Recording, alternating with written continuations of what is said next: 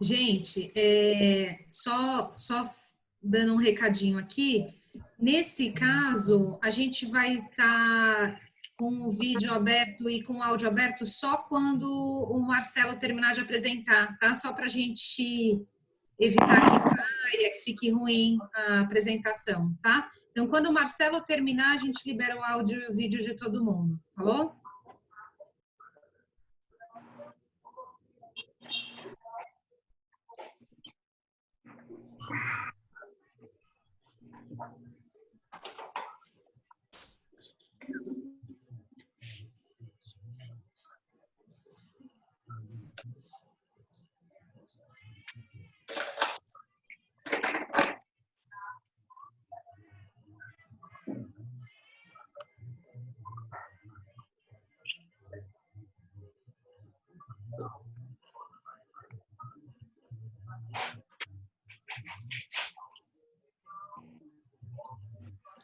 Di, acho que pode seguir. Beleza. Bom, pessoal, então, como eu estava falando, outra coisa que é interessante e que eu costumo, pelo menos nos últimos 5 anos do Sofá Café, basear qualquer decisão em números. E aí, voltando àquela história de ser engenheiro, apesar de eu não gostar de fazer, eu gosto muito de receber as coisas assim e ter certeza de que elas são provadas. Então, como eu falei, quase toda cafeteria vai ter essa curva de distribuição de venda ao longo do período. Com base nisso, a gente vai conseguir tomar essas decisões que impactam em definição de turnos, equipes e quantidade de funcionários. Então, olhando de novo ao gráfico, eu já falei que a gente tem esse pico de concentração do movimento. E aí, olhando os extremos são sempre onde eu vou ter menor faturamento. Se eu olhar no gráfico, é nítido e eu consigo perceber que durante a manhã o meu faturamento é muito menor ou menor do que no fechamento. Eu fecho com mais dinheiro em caixa, com mais pessoas gastando ali. Então, também, se eu for tomar uma decisão de mudança de turno e tiver que reduzir a minha escala de trabalho, é óbvio que eu vou optar por ou continuar mais no final do dia, tipo 6, 7, 8 horas da noite, a escolher a parte da manhã, que é onde eu faturo menos. De qualquer forma, também, gente, essas duas extremidades me dão uma oportunidade de vendas. São momentos que eu tenho ocioso na cafeteria e que estão me indicando que ali eu posso explorar melhor o meu movimento. Tá? Então, é por isso que é importante a gente ter isso bem desenhado para a gente tomar essas decisões. Tá? Hoje, o que eu vou fazer no Sofá Café? A gente vai restringir o horário. Então, quando a gente voltar, quando tiver retomada, eu vou diminuir os turnos, eu vou ter menos equipe, eu passo a ter um único turno, todo mundo entra no mesmo horário, sai no mesmo horário, concentrado no período mais aqui no centro dessa curva. E aí, ao longo da abertura do mercado, quando as pessoas podem voltar a ocupar 100% do espaço, eu vou esticando o horário da forma que era antes. Tá? Porque eu não tenho condições de faturar 50% a menos, e no nosso caso, que era uma loja que vivia integralmente de clientes físicos na loja, a gente não tem condições de manter a equipe inteira ocupando 30%, 40% do espaço da loja. Tá? Então, essa foi uma decisão que a gente tomou para a retomada. E aí, só para finalizar, alguns bullets importantes aí para a gente pensar. Como eu falei, a primeira coisa, para existir os empregos, a gente precisa continuar sobrevivendo. Né? A manutenção da cafeteria, ela depende da gente, das nossas escolhas. Então, a gente tem que quebrar um pouco essa história que eu coloquei lá no último, de ser herói e garantir todos os empregos. Isso, para mim, é muito importante. A gente tem fazedor, a gente tem gente que literalmente precisa disso e não tem outra escolha na vida a não ser trabalhar como barista agora. Jovens até que vieram do crime, enfim, e me preocupa muito o fato deles, de repente, ficarem desempregados e voltarem para esse mundo. Mas também de nada adianta eu querer abraçar todo mundo e falir, e fechar ou não conseguir me manter no mercado. Tá? Então, a gente tem que ter cabeça fria agora e saber que vão haver demissões e ok, né? A gente não tem que ficar muito estressado com isso. Ser transparente com a equipe, e assim, desde o começo isso a gente tem feito muito, a gente faz hoje via WhatsApp, mas a gente fez presencialmente no começo. Eles sabem o cenário, todo mundo entende porque é de comum compreensão. Então as pessoas sabem o que está acontecendo, não faz sentido a gente querer mentir ou omitir qualquer coisa. Tá? A galera entende o momento que a gente está vivendo. Obviamente ser justo, né? Então, demitir custa caro, a gente tem que estar preparado, mas também não dá para falar, ó, galera, estou demitindo, não tenho dinheiro para pagar e dane-se. Não é por aí, desculpa o palavreado. Não é por aí, mas a gente tem que tomar cuidado com isso também, garantir os direitos trabalhistas de todo mundo. Eu, assim como a Georgia, em 10 anos a gente nunca teve nada e não é agora que eu quero ter também nenhum problema. Tem que tomar um pouco de cuidado com essas opções públicas, como a Georgia falou.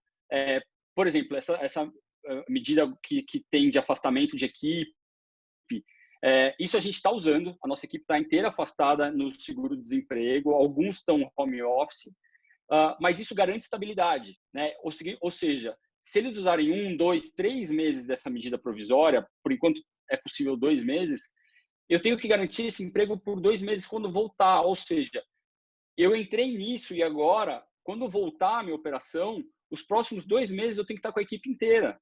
E eu tenho dúvida se a gente vai ter dinheiro suficiente para pagar isso, uma vez que meu movimento vai cair 40%, 50%, né? Então, talvez isso possa ser um problema a gente manter depois, quando a gente não tiver mais a opção de uso desse recurso, né? Outra opção que a gente pode fazer é alterar contratos de trabalho, mudar cargo, mudar função. Obviamente, isso tem que ser contratual para evitar desvio de função, tá? E a gente também não acumular problema trabalhista com isso. Reduzir carga horária de equipe, né? Então, tem gente, por exemplo, hoje, eu tenho gente em home office, tenho gente na medida provisória e tenho gente com carga reduzida. Tem gente com trabalhando 50% do horário normal que eles fariam, tá? Então, isso também diminui as custas trabalhistas para a gente. Obviamente, na hora que a gente escolher a equipe, quem vai ficar, né, porque as demissões vão acontecer, trabalhar com meritocracia. Por mais que seja um funcionário caro, se ele é caro é porque está valendo a pena, ele está lá, né? E eles geralmente são os que mais te ajudam. Então, às vezes é melhor você ter um funcionário que custe um pouco mais caro, mas que vale por 3, que às vezes estão encostados na operação, né? O que for possível, a gente vai manter, por exemplo, como home office, porque a gente deixa de ter alguns gastos de RH, como transporte e alimentação. Então, deixar um funcionário em home office, desde que ele entregue aquilo, quem tem a oportunidade de ter parte financeira e RH, enfim, é uma equipe que dá para ficar em casa. Então, a gente consegue também enxugar um pouco os custos com eles, né? E assim, a gente tem que estar preparado para um prazo de recuperação de pelo menos uns 18 meses. Eu acredito que hoje, se acabar quando tem que acabar aqui em São Paulo, que é teoricamente dia 31, eu imagino que eu demore uns 18 meses para voltar onde eu estava antes.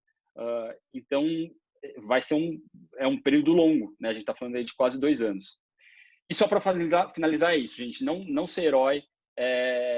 A gente, com o negócio girando, por menos empregos que a gente tenha, a gente vai continuar tendo empregos diretos e indiretos por conta disso. A gente vai continuar arrecadando imposto. A gente vai continuar servindo a sociedade e, assim, cumprindo nosso papel social, que é esse também, né? Então, eu acho que eu passei já desse momento de ficar aflito e ficar me culpando por gerar uma demissão. É o jeito, né? É o jeito. Então, as pessoas sabem e a gente, com isso, a gente consegue sobreviver e garantir menos empregos, mas continuar garantindo empregos. Acho que era isso. Obrigada. Pessoal, Imagina. pode mandar as perguntas no chat, daqui a pouco os palestrantes que já falaram vão responder as questões. E agora a gente passa para o nosso último palestrante, que é o Marcelo Cunha. O Marcelo, ele é aí todo discreto e tal, mas também tem um currículo super forte aí, super... Nossa, vou falar só um pouquinho, porque como ele é tímido, ele não faz propaganda, né? Não se vende. Não, o Marcelo também é engenheiro de produção pela Poli, USP. Ele tem MBA em operações, finanças e empreendedorismo nos Estados Unidos e também educação executiva em Stanford. E foi executivo de multinacionais por mais de 20 anos. Ele abriu o Coffee & Co, que é uma cafeteria bistrô, também tem cerveja, vinhos e coquetéis. E o Coffee & Co, com pouco tempo de vida, ganhou, enfim, vários certificados de excelência, foi eleita segunda melhor cafeteria da cidade pela GOE, e tem aí uma cafeteria que serve aí mais de 30 métodos de preparo. É uma cafeteria que está no nosso coração também, e o Marcelo é um super executivo que tem uma visão super interessante sobre gestão de cafeteria. Ele vai falar aqui com a gente um pouco sobre esse tema. Marcelo, obrigada por ter aceito o nosso convite e bem-vindo.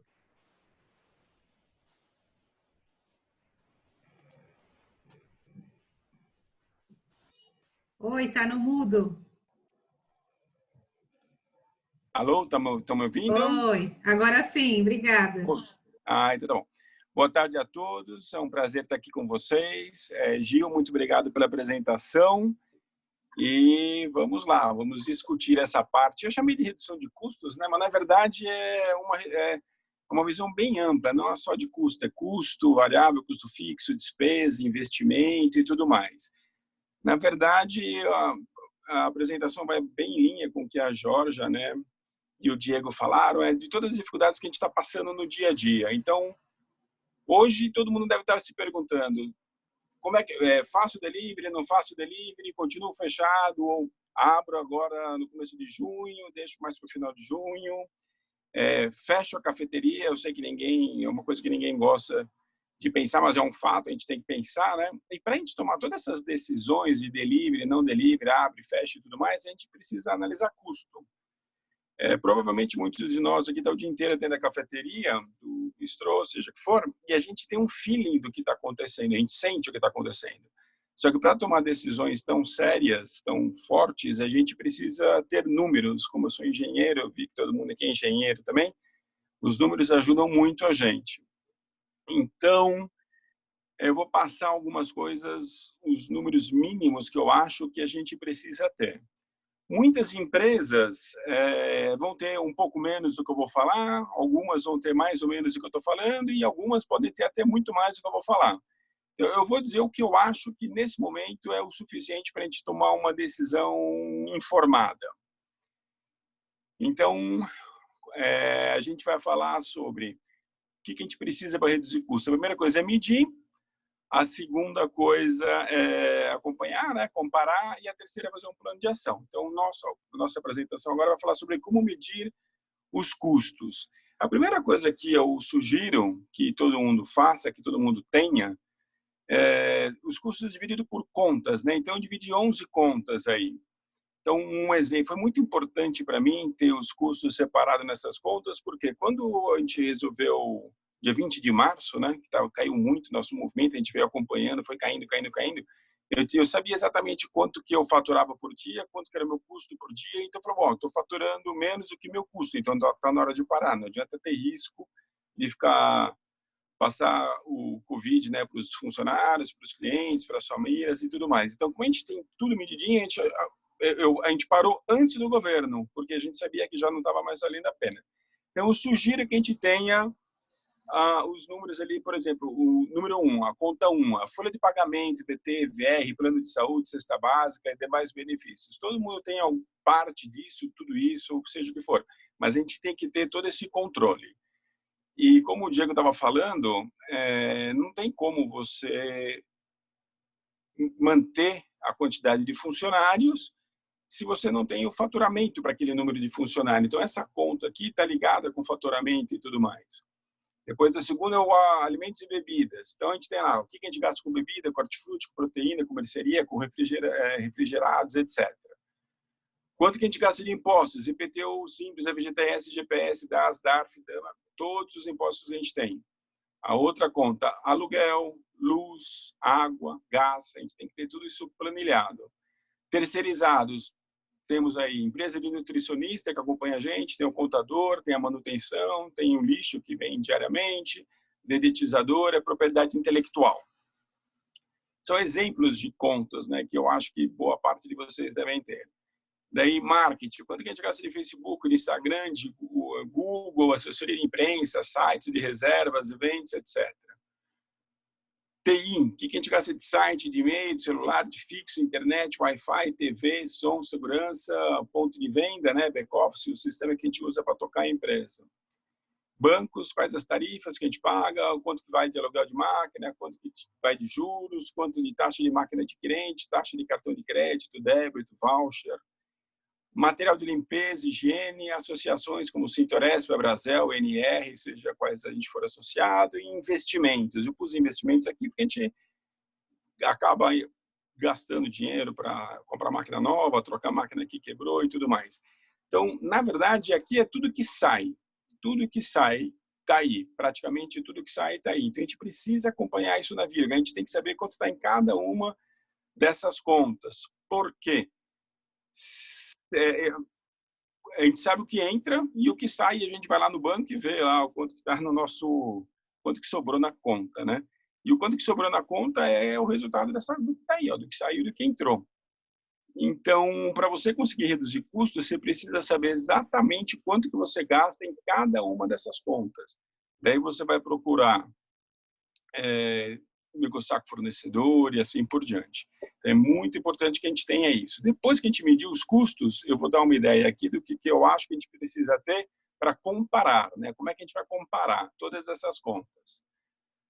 Para comparar esses custos e contas mensais, a gente precisa fazer esses custos mensalmente, o acumulado do ano e o anual. Por que o mensalmente? Para a gente comparar como é que está evoluindo mês a mês. Por que acumulado do ano? Para saber como é que a gente está no acumulado do ano, no trimestre, no semestre e tudo mais, anualmente. Quando você tem todo esse controle aqui, você consegue ter também o teu diário. Então, você sabe, o Diego mostrou ali a parte do hora a hora, né? Então, a gente sabe que da 1 às 2h30 é o pico para a grande maioria, vai do meio-dia às 2h30. Só que você sabe quanto que você precisa faturar por dia para pagar o teu custo por dia. Bom, custo absoluto.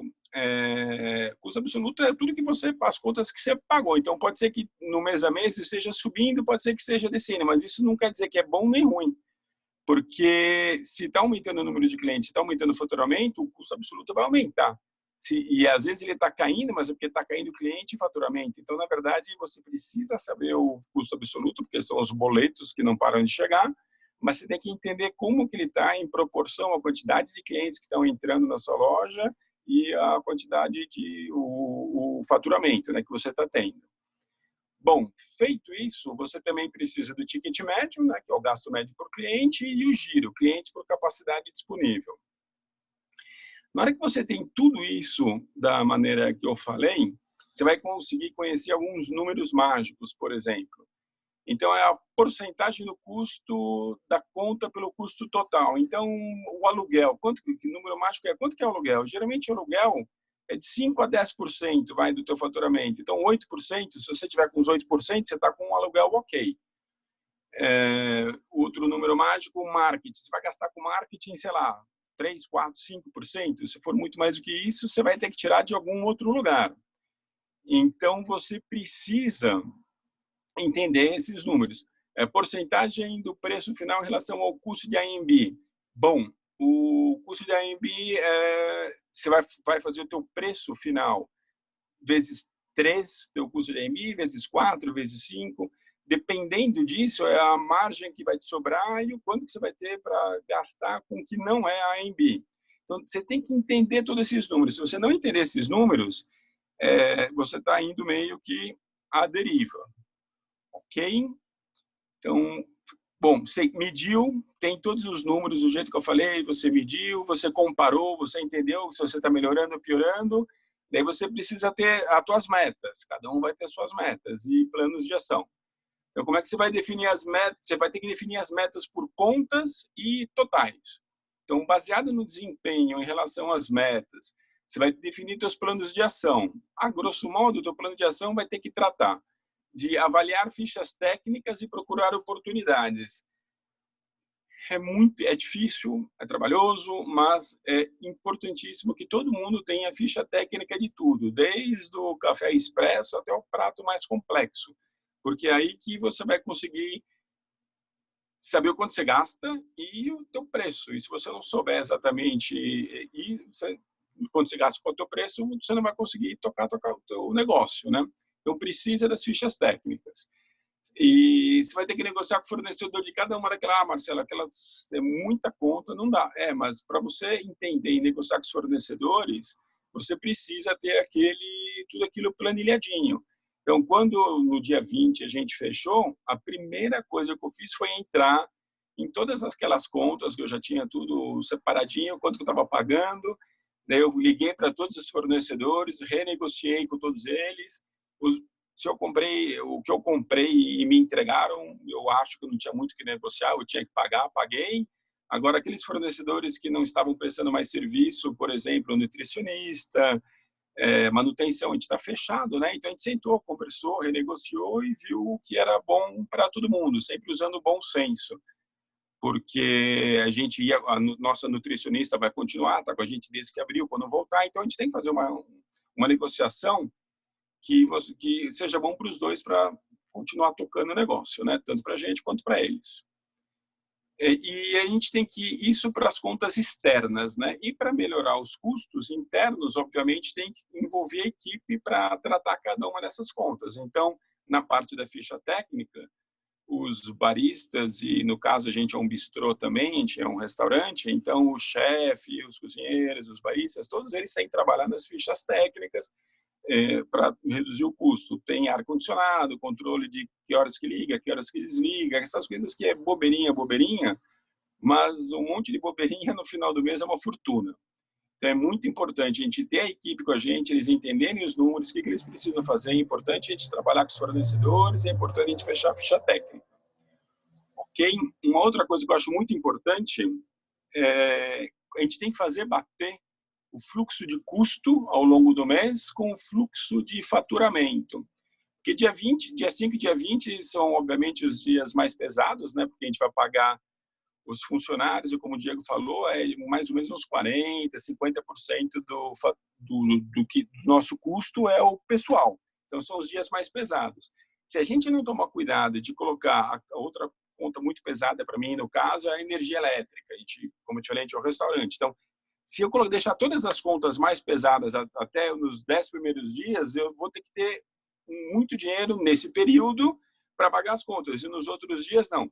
Nos outros 20 dias do mês, não. Então, na verdade, o que a gente precisa fazer é tentar negociar também com o contador, com a nutricionista, com a própria Enel, com a Sabesp, você consegue mudar as datas. Então, distribui as datas de pagamentos mais ou menos de acordo com o teu faturamento. Todo mundo, sei lá, os 20 primeiros dias são os que mais faturam. No final do mês, a pessoa está com menos dinheiro, gasta menos. Então, a gente tem que acertar isso. Delivery. Só mais um minutinho no delivery aqui, que às vezes tem bastante pergunta. O delivery a gente tem que tomar muito cuidado. Por quê? Porque a taxa fica muita coisa para o iFood, para o Rappi, para o Uber Eats, uns 27% se eles usarem motoboy e tudo mais. Então, a gente tem que fazer uma conta com muito cuidado se a gente vai querer usar os marketplaces ou se a gente vai ter o app próprio. O motoboy, o motoboy vai ser nosso funcionário, a gente vai contratar uma empresa terceira para isso. E a ficha técnica do delivery é importantíssima. Por quê? Ela tem que ter o custo do AMB, tem que ter o custo da embalagem, tem que ter o custo do app e tem que ter a margem. Se a gente não colocar tudo isso, na verdade, a gente não vai ganhar nada. E daí você está trabalhando de graça. Então, é importantíssimo você ter a ficha técnica para o delivery. E daí você tem que fazer o benchmark para ver o que o pessoal está vendendo. Obviamente, algumas coisas são bem mais baratas, mas tem que ver a qualidade que está sendo vendido. Bom, rapidamente, eu acho que era isso que eu tinha para falar. Espero que eu não tenha falado muito rápido, que tenha dado para entender. E então, eu agradeço muito a todos vocês e estou aqui à disposição para perguntas e respostas.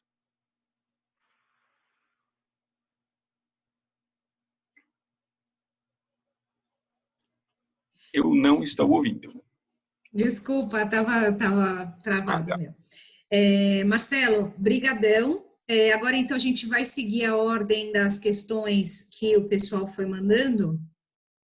Queria só fazer uma proposta aqui primeiro para os palestrantes, para ver se vocês podem. A gente pensou em abrir um outro link. Vocês poderiam ficar mais um pouquinho para a gente conseguir responder? Uhum. Eu sim. Eu também. Tá. Então, Você foi galera, no chat ali para nós? a Luísa já está colocando no chat ali o Já novo coloquei link. no chat o link, copie. Pessoal, copia aí, que depois fecha, e aí a gente não tem como pegar.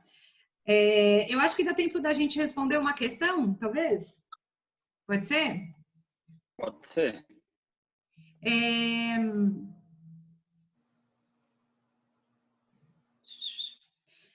Essa pergunta é para a Georgia. Georgia, pequenas cafeterias de até 25, 30 mil de faturamento por mês, com pouco fluxo de caixa, já devem estar fechando as portas. Você acha que o crédito nesse momento é bem-vindo?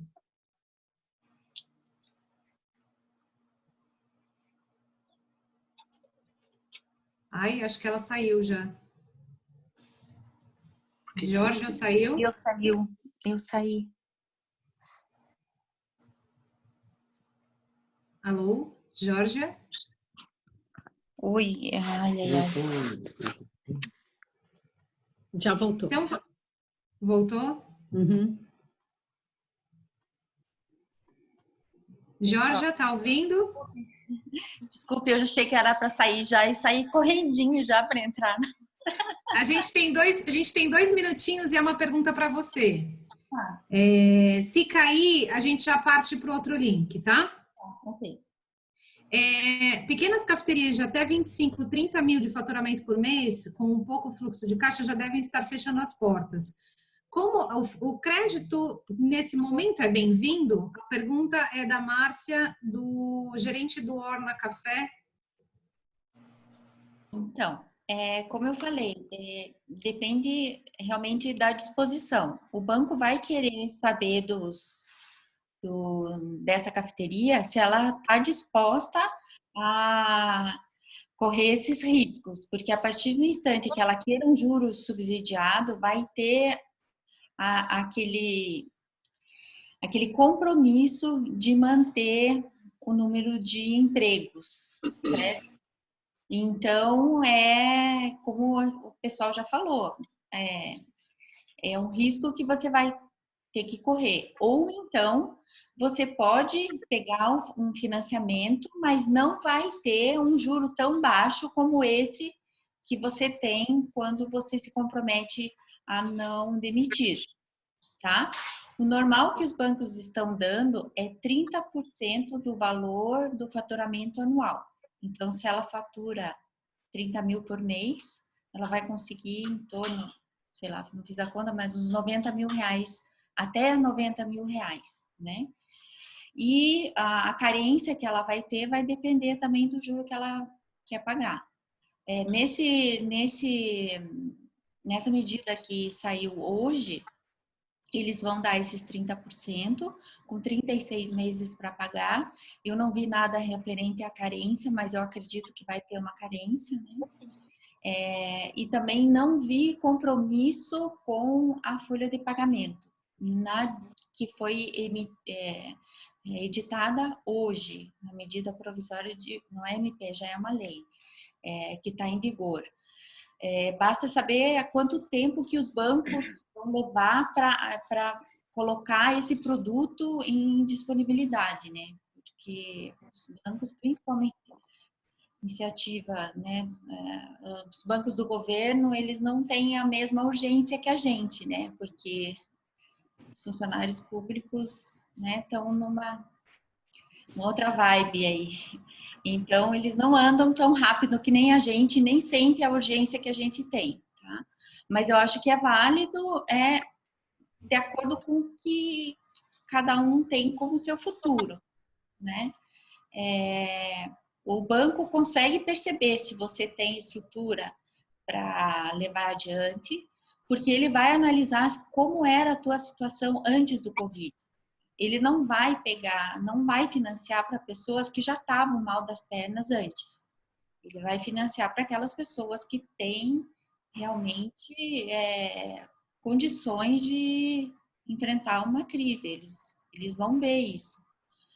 Então, não vai ser para tapar buraco, não vai ser para pagar contas para trás, vai ser realmente para passar esse período de dificuldade que a gente vai ter diminuição de movimento. Como vocês, a maioria aí, pelo que eu vejo, estão em São Paulo, eu vou aproveitar o restinho do tempo para contar para vocês como que é ter uma loja aberta, né, durante a crise. Porque aqui em Curitiba, na verdade, as lojas de rua não foram obrigadas a fechar, certo? Como nós somos uma padaria, nós estamos dentro dos serviços essenciais e a gente não fechou completamente. Mas a gente não teve durante 40 dias praticamente o atendimento das mesas. A gente só atendia as pessoas que iam comprar café em grãos para levar para casa ou pães. E a partir do dia 21, como a situação aqui em Curitiba tá bem diferente, né, do que está acontecendo aí em São Paulo, foi permitido o atendimento nas mesas com 30% da capacidade. Então, a gente teve que tirar a maioria das mesas, né? E a gente sente ainda que os clientes estão com dificuldade de sair, porque muitos deles estão em home office. Então, os clientes que iriam normalmente durante o dia na loja, eles acabam não indo, não porque a loja está fechada. Eles não vão porque eles estando em home office, eles têm que se deslocar, né? E no dia a dia deles, eles estão trabalhando ali pertinho, eles vão na loja, então o movimento é diferente. Então, realmente, a gente acha que a normalidade vai acontecer a partir do instante que as empresas não determinem mais o home office, e daí a gente vai ter um movimento um pouco mais normal. Agora, o nosso movimento no final de semana, gente, tem sido bem interessante, sabe? Então, eu vou até compartilhar isso com vocês. Tenham força, porque aqueles clientes de vocês, eles estão com saudades e assim que eles tiverem a oportunidade, eles vão voltar. A gente sentiu isso no final de semana, porque no final de semana a pessoa sai de casa porque ela quer. Então, essas pessoas que não tem a neura, né, da doença, ou que sabem que usando o protocolo de segurança, elas vão estar numa boa e elas podem sair, né, elas vão voltar. Então, hoje, a gente está com o faturamento no final de semana em 50% do que a gente tinha normalmente, mesmo só com 30% das mesas. As pessoas estão indo na loja, elas estão se revezando para não entupir a loja. Então, elas ficam esperando do lado de fora até que tenha lugar. E estão sendo super, super conscientes no sentido de não fazer aglomeração, que é o que a gente precisa, ok? Gente, acho que é melhor a gente ir para outro link, então. Obrigada pelo seu depoimento, Jorge. Acho bem importante a gente entender aí como que está acontecendo. Vamos para lá, então, para o outro link? Obrigada, gente. Até mais. Até.